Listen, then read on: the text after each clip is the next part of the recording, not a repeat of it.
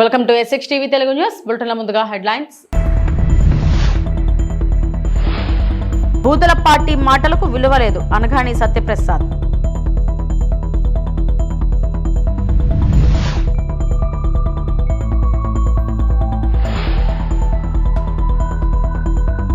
విశాఖలో లడ్డూపై ఫ్లెక్సీతో తప్పుడు ప్రచారంపై విశాఖ 4వ పట్టణ పోలీస్ స్టేషన్లో వైఎస్ఆర్సీపీ నేతల ఫిర్యాదు.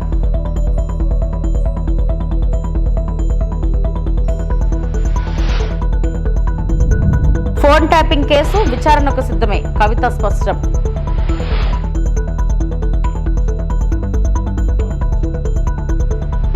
టీడీపీ కేంద్ర కార్యాలయంలో రెవెన్యూ మంత్రి అనగాని సత్యప్రసాద్ మాట్లాడుతూ వైఎస్ఆర్సీపీ నాయకులు ప్రజలను రెచ్చగొట్టే మాటలు మాట్లాడుతూ రాష్ట్రంలో శాంతి భద్రతలకు ఇబ్బందులు గురిచేస్తున్నారని అన్నారు. ఎవరు తప్పుడు మాటలు మాట్లాడినా, ఎవరి ఇళ్ల మీదకు పోయినా కఠిన చర్యలు ఉంటాయని, బూతుల పార్టీ వారి మాటలు పట్టించుకోవాల్సిన అవసరం లేదని, మీరు ఇష్టానుసారం మాట్లాడితే ఒప్పుకునే పరిస్థితి లేదని అన్నారు. ప్రెస్ మీట్కి ముఖ్య కారణం గత 3 రోజుల నుంచి రాష్ట్రంలో జరుగుతున్నటువంటి పరిణామాలు, మరి ముఖ్యంగా ఏదైతే ఈ రాష్ట్రానికి పట్టి పీడిస్తున్నటువంటి వైసీపీ వైరస్ గురించి ఈరోజు వాస్తవాలు ప్రజలకు తెలియజేయాల్సిన అవసరం ఉంది. ఏదైతే ఫేక్ ప్రచారాన్ని వారు చేస్తూ ఉన్నారో దాన్ని ఎండగట్టడానికి ఈరోజు నేను ఈ మీడియా సమావేశం పెట్టడం జరుగుతుంది.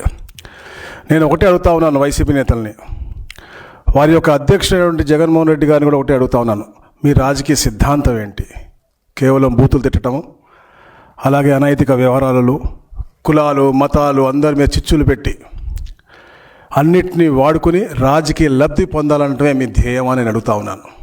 ఎందుకంటే మాట అనేది అపారమైన శక్తి కలిగినటువంటి విషయం. అయ్యే మాటలు ప్రజలను కలపగలవు, అలాగే సమాజాన్ని విడగొట్టగలవు. మనం మాట్లాడే ధోరణి బట్టి ఎన్నో మార్పులు, వాటి యొక్క పరివాసాలు ఉంటాయి. ఒక మంచి మాట మనుషులని దగ్గర చేస్తుంది, అదే ఒక చెడు మాట సమాజాన్ని చీల్చేస్తుంది. అదే మాటలు అశాంతికి అలాగే విభేదాలకు నాంది పలుకుతూ ఉన్నాయి. అదే మనకి గత కొద్ది రోజులుగా మనకు కనపడతా ఉన్నాయి. మనం చూస్తూ ఉన్నాం. ముఖ్యంగా కల్తీ నెయ్యి సబ్జెక్ట్ జరుగుతూ ఉంది. కల్తీ నెయ్యి, ఆవు లేదు, పాలు లేవు, కల్తీ జరిగింది అని నిర్ధారించారు. సింథటిక్ గీ అని చెప్పారు, అడల్ట్రేషన్ జరిగింది, హవాలా ద్వారా క్యాష్ ట్రాన్సాక్షన్ జరిగిందని చెప్పి నిర్ధారించారు. వారు చేసినటువంటి ఏదైతే టెస్ట్ ఉందో ఆ మెథడాలజీ వాళ్ళ దగ్గర లేదు అని చెప్పేసి ఏదైతే మళ్ళా వారు చేసేటువంటి ల్యాబ్ వారు ఇచ్చినటువంటి ఇది ఛార్జ్ షీట్లో మెన్షన్ చేశారు తప్ప ఎక్కడ కూడా ఎవరికి కూడా. భవిష్యత్ తరాల ఆందోళన చెందేలా వైసీపీ నేతలు వ్యవహరిస్తున్నారని టీడీపీ ఎమ్మెల్యే గంటా శ్రీనివాసరావు తీవ్రంగా విమర్శించారు. ముఖ్యమంత్రి చంద్రబాబు నాయుడుపై మాజీ మంత్రి అంబటి రాంబాబు చేసిన అసభ్య వ్యాఖ్యల నేపథ్యంలో విశాఖ ఎంవీపీ కాలనీ కార్యాలయంలో ఆయన మీడియాతో మాట్లాడారు. ఈ సందర్భంగా వైసీపీ గుర్తింపును రద్దు చేయాలని డిమాండ్ చేస్తూ కేంద్ర ఎన్నికల సంఘానికి లేఖ రాస్తున్నట్టు గంటా వెల్లడించారు. గతంలో జగన్తో పాటు అంబటి రాంబాబు, కొడాలి నాని, పేర్ని నాని, జోగి రమేష్, రోజా చేసిన వివాదాస్పద వ్యాఖ్యలు, వీడియోలను మీడియాకు ప్రదర్శించారు. 4 సార్లు ముఖ్యమంత్రిగా పనిచేసిన చంద్రబాబు నాయుడుపై ఇష్టానుసారంగా మాట్లాడితే ప్రజలు సహించరని హెచ్చరించారు. గతంలో చంద్రబాబుపై అనుచిత వ్యాఖ్యలు చేసినప్పుడు అసెంబ్లీలో వైఎస్ఆర్ క్షమాపణలు చెప్పిన విషయాన్ని గుర్తు చేశారు. కేవలం రాజకీయ ఉనికిని కాపాడుకోవడానికి వైసీపీ నేతలు కులాలను ఆపాదిస్తూ రాజకీయాలను చేస్తున్నారని మండిపడ్డారు. మరి గతంలో రాజశేఖర రెడ్డి గారు ముఖ్యమంత్రిగా ఉన్న కూడా ఆయనైతే ఒక స్థాయి వరకు వెళ్ళాడు.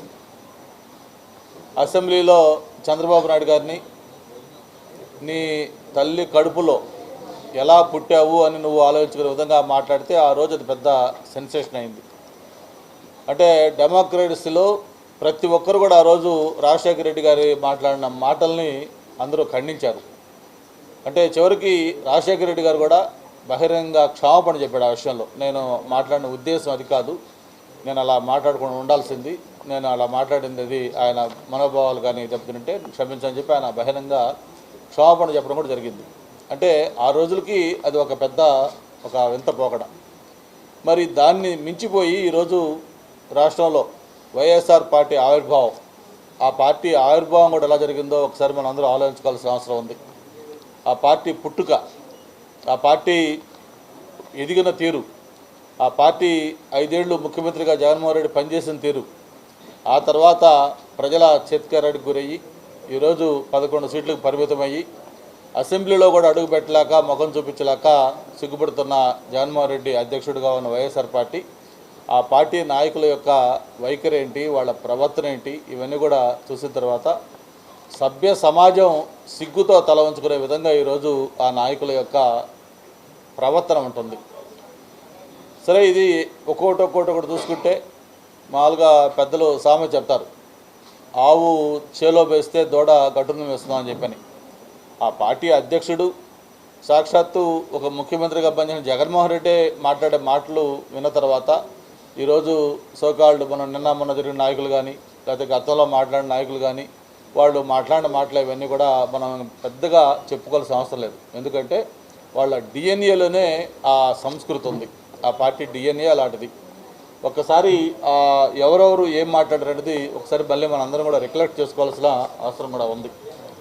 జగన్మోహన్ రెడ్డి గారు ఏం మాట్లాడారు, ఆ పార్టీకి సంబంధించిన ఇతర నాయకులు, మంత్రులుగా పనిచేసిన వ్యక్తులు ఏం మాట్లాడారు, లేదు ఆ పార్టీకి సంబంధించిన స్పోక్స్ పర్సన్స్ ఏం మాట్లాడారు, ఇవన్నీ కూడా మీకు ఒకసారి రికలెక్ట్ చేసుకున్న తర్వాత దీని మీద అందరికి కూడా తెలిసే విధంగా దీని మీద మనం చేయాలని కూడా అనుకుంటా ఉన్నాం.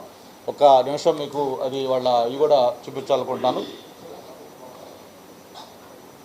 మీకు గుర్తుంది, ఇటీవల ఒక తెలుగుదేశం పార్టీకి సంబంధించిన నాయకులు జగన్మోహన్ రెడ్డి గారి యొక్క సతీమణి వైఎస్ భారతిరెడ్డి గారి గురించి ఒక అసభ్యకరమైన వ్యాఖ్య చేస్తే పార్టీ ఎలా రియాక్ట్ అయ్యేదో మీకు తెలుసు. అతన్ని పార్టీలో నుంచి ఆ వ్యాఖ్య చేసిన వ్యక్తిని సస్పెండ్ చేయడమే కాకుండా విశాఖలో లడ్డూపై ఫ్లెక్సీ ఏర్పాటు చేసి తప్పుడు ప్రచారం నిర్వహించిన వారిపై చర్యలు తీసుకోవాలని కోరుతూ వైఎస్ఆర్సీపీ నేతలు విశాఖ 4వ పట్టణ పోలీస్ స్టేషన్లో ఫిర్యాదు చేశారు.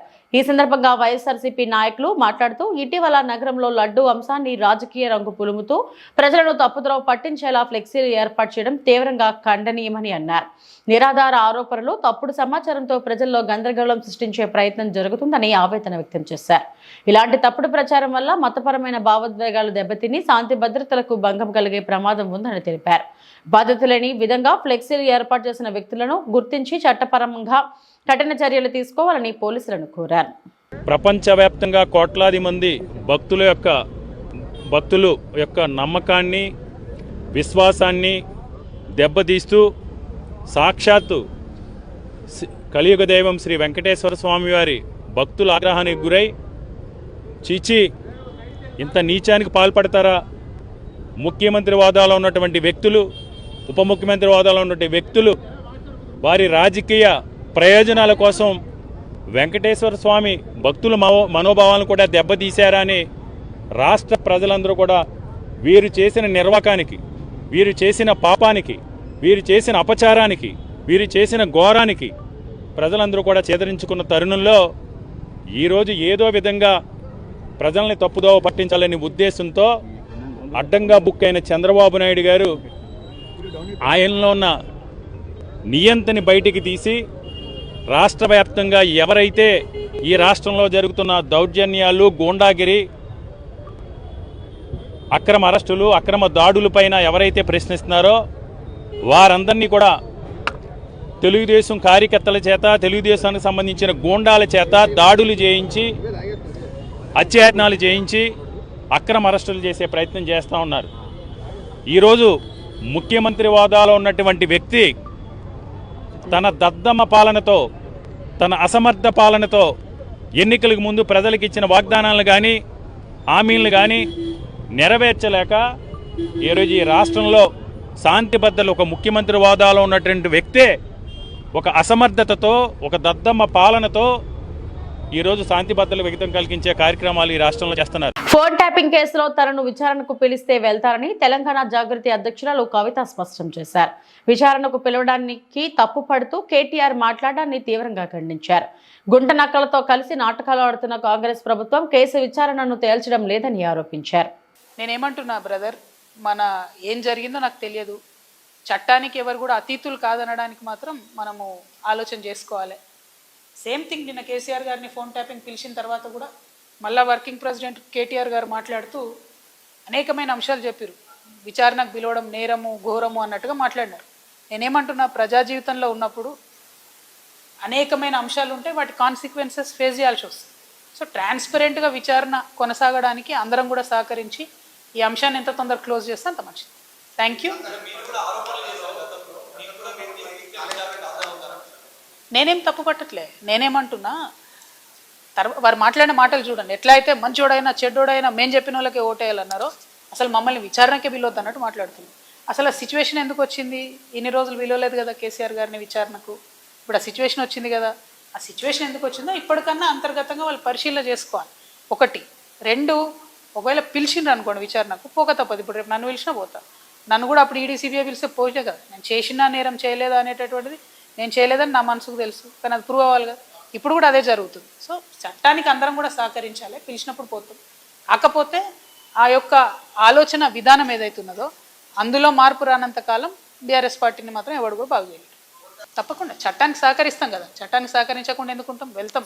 ఓన్లీ థింగ్ నేనేమంటున్నా అంటే, కాంగ్రెస్ గవర్నమెంటు గుంటనక్కతోని కంప్లీట్గా మ్యాచ్ ఫిక్సింగ్లు ఉన్నారు కాబట్టి వాళ్ళు దీన్ని కంక్లూడ్ చేయరు. నిజమైన నేరస్తులు బయటకు వస్తారని నేను అనుకుంటలేను. ఏదో టైంపాస్ చేసి ఇప్పుడు మున్సిపల్ ఎన్నికలు 10-11 రోజులు హడౌట్ చేసి వదిలేస్తారేమో అనేటటువంటి ఆలోచన నాకున్నది. కాబట్టి Congress has to prove if the government is transparent, if they are serious, ఈ ఇన్వెస్టిగేషన్ షుడ్ గో ఫార్వర్డ్. ఏడబోతుంది 2 ఏళ్ల నుంచి ఎక్కడ వేసిన గొంగలు అక్కడే ఉంది, తిరిగిన దగ్గరే తిరుగుతూ ఉన్నది. సో స్టాండ్ వేసి సైకిల్ దొక్కినట్టు ఉంది పరిస్థితి. అట్లా కాకుండా కంక్లూడ్ కావాలని కోరుతున్నాను. ప్రజాస్వామ్య వ్యవస్థపై జరుగుతున్న దాడిని అడ్డుకుందాం. YSRCP Congress party BC cell zonal incharge Ramesh Goud రాష్ట్రంలో కూటమి ప్రభుత్వం అధికారంలోకి వచ్చిన తర్వాత ప్రజాస్వామ్యంపై జరుగుతున్న దాడులను పూర్తిగా అడ్డుకుందామని YSR Congress party BC cell zonal incharge Ramesh Goud పిలుపునిచ్చారు. సోమవారం ఉదయం అనంతపురం నగరంలోని జెడ్పీ సమావేశ మందిరంలో ఉన్న జ్యోతిరావు పూలే విగ్రహానికి పూలమాలలు వేసి నివాళులు అర్పించారు. అసమానతలు లేని సమాజాన్ని నిర్మించేందుకు కలలు కన్న జ్యోతిరావు పూలే ఆశయాలను కొనసాగించేందుకు ప్రజాస్వామ్య వ్యవస్థపై జరుగుతున్న దాడుల నిర్మూలనకు అన్ని వర్గాలు కలిసి రావాలని ఆయన పిలుపునిచ్చారు. కూటమి ప్రభుత్వం అధికారంలోకి వచ్చిన తర్వాత మాజీ మంత్రులపై కక్ష సాధింపు చర్యలతో భాగంగా దాడులకు పాల్పడడం, వారి ఇళ్లపై దాడి చేయడం వంటి కార్యక్రమాలను కూటమి నేతలు చేస్తున్న నేపథ్యంలో దానిని అన్ని విధాలుగా అన్ని వర్గాల ప్రజలు అడ్డుకోవాలని పిలుపునిచ్చారు. ప్రభుత్వంలో ఈ మధ్యకాలంలో మనం చూస్తూ ఉన్నాం. ఈ రాష్ట్రంలో జరుగుతున్నటువంటి అన్యాయమైనటువంటి పరిస్థితులపైన, జరుగుతున్నటువంటి దాడులపైన, అరెస్టులపైన, దుర్మార్గమైనటువంటి పరిపాలన పైన ఒక పక్క మా పార్టీకి సంబంధించినటువంటి మాజీ మంత్రులు అంబటి రాంబాబు గారు కావచ్చు, జోగి రమేష్ల పైన కావచ్చు దాడులు చేయడంతో పాటు వారి ఇళ్ళని తగలబెట్టి చంపేటటువంటి ప్రయత్నాలు చేయటాన్ని నిరసిస్తూ ఇవాళ అనంతపురం జిల్లాలో సాక్షాత్తు ఏదైతే అసమానతలు లేనటువంటి సమాజం కోసం తన జీవితాన్ని త్యాగం చేశాడో తొలి మహాత్మా జ్యోతిబా పూలే గారి విగ్రహానికి నివాళులు అర్పించి మేమందరం కలిసి వైఎస్ఆర్ కాంగ్రెస్ పార్టీ నాయకులందరూ కలిసి పెద్ద ఎత్తున నిరసన కార్యక్రమాలు చేపట్టడం జరుగుతూ ఉంది. ఇది కేవలం ఒక జోగి రమేష్ గారి పైనో లేకపోతే అంబటి రాంబాబు గారి పైన జరిగినటువంటి దాడిగా చూడకూడదు. ఇది ప్రజాస్వామ్య వ్యవస్థ పైన, భావ ప్రకటన స్వేచ్ఛ పైన, అదేవిధంగా భారత రాజ్యాంగం పైన జరిగినటువంటి దాడిగా మేమందరం కలిసి పరిగణిస్తా ఉన్నాం. మనమంతా చూస్తున్నాం, పూర్వకాలంలో రాజులు తమ పరిపాలనలో వ్యతిరేకత వచ్చినప్పుడు, పరిపాలన చేత కానప్పుడు ఆ పరిపాలకులు ఎవరైతే ఉన్నారో పాలించేటటువంటి పరిపాలకులే. అనంతపురం జిల్లా టీడీపీ కార్యాలయంలో తన చెప్పుతో తాను కొట్టుకున్న టీడీపీ రాష్ట్ర కార్యదర్శి రాయల్ మురళి సీఎం చంద్రబాబుపై మాజీ మంత్రి అంబటి రాంబాబు చేసిన వ్యాఖ్యలకు నిరసిస్తూ చెప్పుతో రాయల్ మురళి కొట్టుకున్నారు. అంబటి రాంబాబు బలిజ కుటుంబంలో పుట్టిన చీడ పురుగు అని ఆయన వ్యాఖ్యానించారు. అంబటి రాంబాబు బలిజ కులానికే మచ్చ తెచ్చాడని, అంబటి రాంబాబుని కొట్టలేక నన్ను నేను కొట్టుకుంటున్నానని ఆయన తెలిపారు. సీఎం చంద్రబాబు కాపుల కోసం అనేక సంక్షేమ పథకాలు ప్రవేశపెట్టాడన్నారు.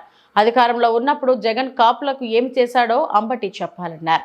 రంగా గారు ఎక్కడా, నువ్వెక్కడరా? ఈరోజు వైకాపా వాళ్ళు ప్రచారం చేసుకుంటున్నారు. రంగా గారి ఫోటో పక్కన బ్రోకర్ గారి ఫోటో.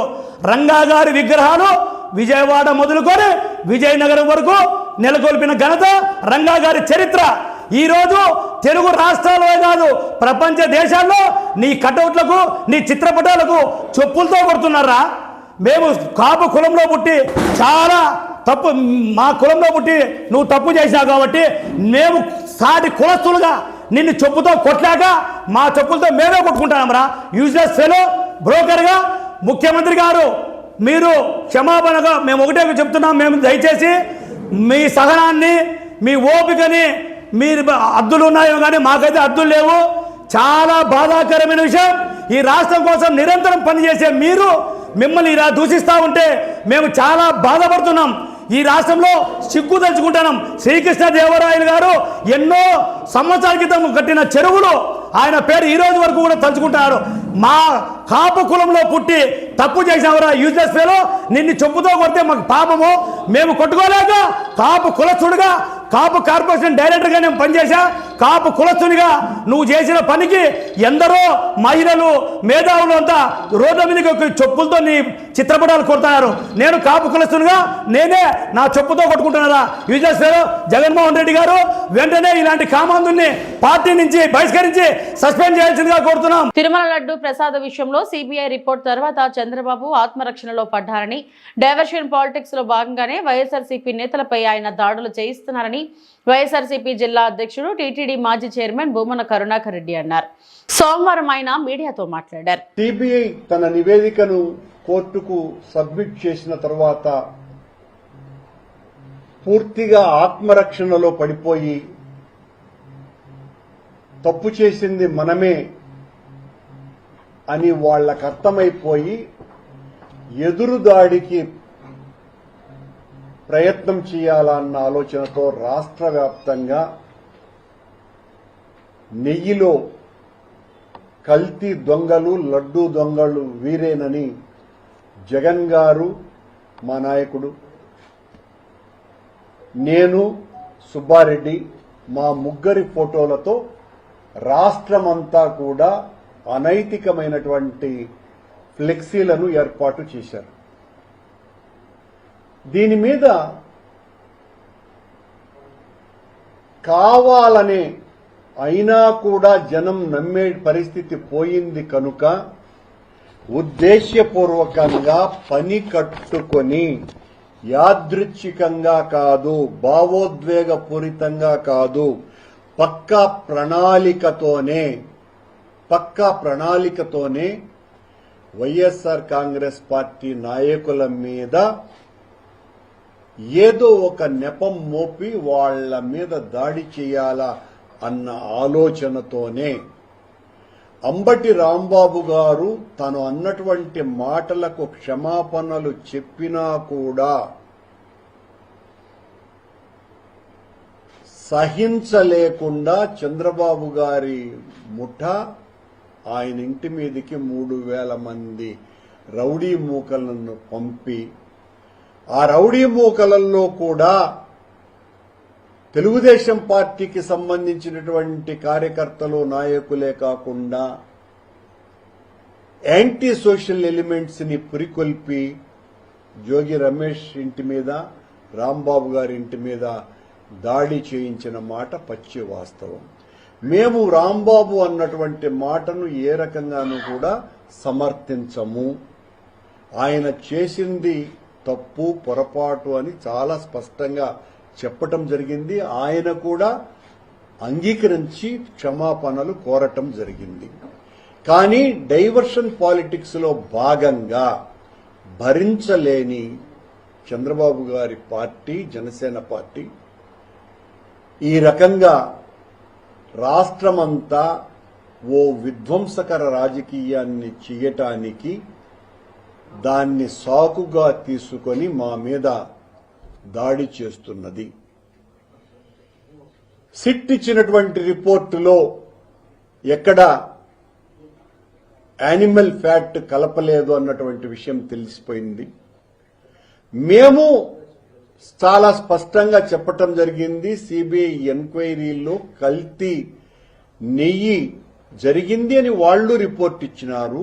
ఆ రిపోర్టులో ఎక్కడ కూడా ఆనాటి పాలక మండలి అధ్యక్షులు గాని పాలక మండలి సభ్యులు గాని ఉన్నత అధికారుల ప్రమేయం కానీ ఆ అవినీతిలో ఆ కల్మషంలో వాళ్ళు భాగస్వాములు కాదు అన్న విషయం చాలా స్పష్టంగా తన సప్లిమెంటరీ ఛార్జ్ షీట్లో సిట్ పేర్కొన్నది.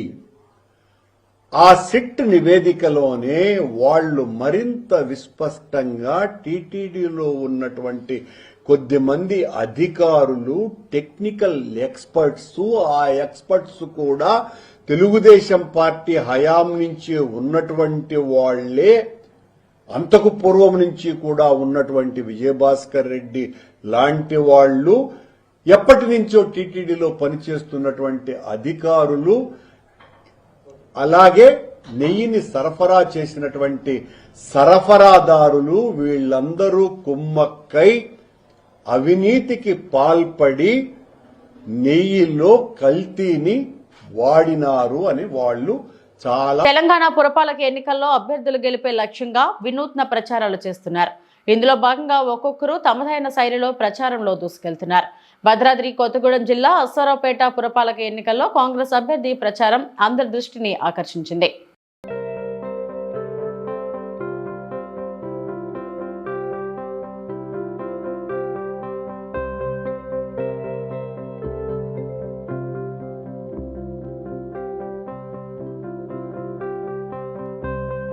పశ్చిమ గోదావరి జిల్లా నర్సాపురంలో కూటమి పార్టీ నాయకులు మాజీ మంత్రి అంబటి రాంబాబు దిష్టిబొమ్మను దగ్ధం చేశారు. అంతకుముందు ముఖ్యమంత్రి చంద్రబాబుపై అంబటి చేసిన వ్యాఖ్యలపై ఆగ్రహం వ్యక్తం చేస్తూ దిష్టిబొమ్మను చెప్పులతో కొట్టి మహిళలు ఆగ్రహం, ఆవేశాలు వ్యక్తం చేశారు.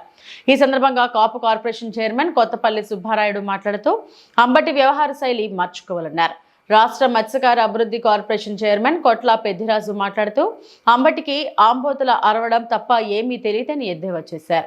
టీడీపీ ఇన్ఛార్జ్ రామరాజు మాట్లాడుతూ అంబటి నీచమైన మాటలు మాట్లాడటం మానుకోవాలని హితవు పలికారు. ఈ ఆందోళనలో AMC Jakkam Srimannarayana, corporation director Babji, పద్మలు పాల్గొన్నారు. భావించే లడ్డూను ఆ రోజున ఎక్కడ ఈ విధమైనటువంటి భాష మాట్లాడటం కానీ, ఈ విధమైన జులుము చూపించడం కానీ, ఈ విధంగా అసభ్యకరమైనటువంటి పదజాలం అంటే పామరులు సైతం విని తట్టుకోలేనటువంటి అసభ్యకరమైన పదజాలాలు వాడటం అన్నది సరైనటువంటి విధానం కాదు. ఈ రోజున మన ఆంధ్ర రాష్ట్ర ముఖ్యమంత్రి గౌరవనీయులు నారా చంద్రబాబు నాయుడు గారు ఆంధ్ర రాష్ట్రానికి 4వ ముఖ్యమంత్రిగా ఉన్నారు. అదేవిధంగా ఆంధ్ర రాష్ట్రానికి ముఖ్యమంత్రిగా ఉండటమే కాకుండా సువిశాలైనటువంటి పవిత్ర భారతావనిలో ఈ రోజున రాజకీయాల్లో ఒక బలమైనటువంటి శక్తిగా యావత్ భారతదేశంలో ఉన్నటువంటి వ్యక్తి మన గౌరవ ముఖ్యమంత్రి చంద్రబాబు నాయుడు గారు. అంటే యావత్ భారతావనిలో అంత గౌరవం, అంత శక్తివంతుడైనటువంటి మన ఆంధ్ర రాష్ట్ర ముఖ్యమంత్రి గౌరవ చంద్రబాబు నాయుడు గారిని ఆ విధంగా ఎవరో కూడా మాట్లాడినటువంటి మాటలు మనం మరలా తిరిగి చెప్పడానికి కూడా అనువు కానటువంటి పదజాలను ఉపయోగించి ఆ విధంగా చంద్రబాబు నాయుడు గారు సీనియర్ సిటిజన్ కూడా, వయసులో కూడా చాలా పెద్దవారు, పదవిలో చాలా ఉన్నతమైన వ్యక్తి, భారతదేశంలోనే ఒక బలమైనటువంటి వ్యక్తిగా ఈ రోజున ఉన్నటువంటి వ్యక్తి. అటువంటి వ్యక్తిని కనీసం ఏమని తిట్టారో ఆ తిట్లు కూడా మరలా తిట్టడానికి అవకాశం లేనటువంటి దారుణమైనటువంటి ఏమైనటువంటి భాషలో అంబటి రాంబాబు చంద్రబాబు నాయుడు గారిని దూషించడం అనేది క్షమించలేనటువంటి నేరమని ఈ సందర్భంగా నేను తెలియపరుస్తున్నా. ఒకటే చెప్తున్నా, అంబటి రాంబాబు కూడా నువ్వు కూడా సీనియర్ సిటిజన్, నీకు కూడా 60 సంవత్సరాల వయసు దాటిపోయింది. నువ్వు 10 సంవత్సరాలు శాసనసభ్యుడిగా ఉన్నావు, అదేవిధంగా ఒక 5 సంవత్సరాలు కార్పొరేషన్ చైర్మన్గా ఉన్నావు, అదేవిధంగా అప్పుడు కాంగ్రెస్ పార్టీలో కానీ ఇప్పుడు వైఎస్ఆర్సీపీ పార్టీలో కానీ పార్టీ పదవులు చేశావు. మరి ఇంత అనుభవం ఉన్నటువంటి వ్యక్తివి, చదువుకున్న లా ఏదో చేశారు మీరు, లాయర్ అనుకుంటే మీరు, ఆ విధంగా చదువుకున్నటువంటి వ్యక్తి. ఇవి ఇప్పటివరకు నా బులెటిన్ అప్డేట్స్. నమస్తే.